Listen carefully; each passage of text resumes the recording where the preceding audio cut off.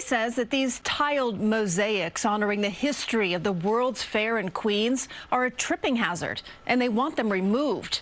Now, preservationists are fighting to save the art from demolition. Elle McLogan covers Queens and has the story from Flushing. Since 1964, visitors to Flushing Meadows Corona Park have gazed up in awe at the Unisphere.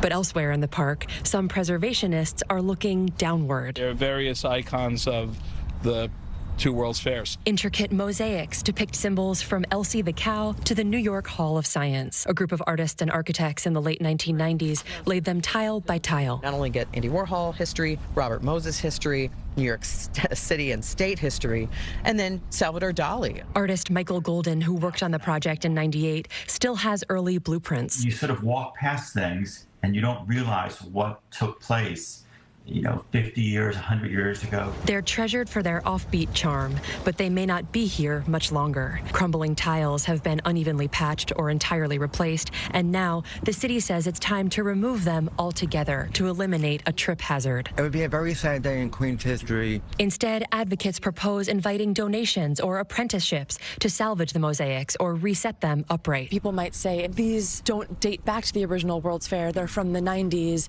Do they really deserve to be treated as landmarks? What do you say to that? Well, I say that they do deserve to be treated as landmarks. It tells the story of the fair.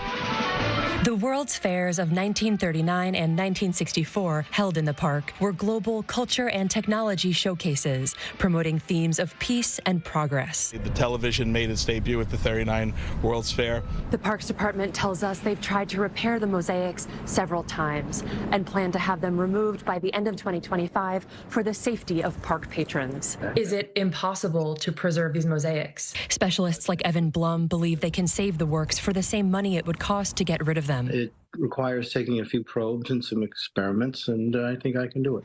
In the World's Fair spirit of unity, preservationists hope to find common ground with the city while there's still time. In Queens, Elle McLogan, CBS News, New York. Elle lives in Queens and covers the borough. If you have a story to share with her, scan the QR code there on your screen.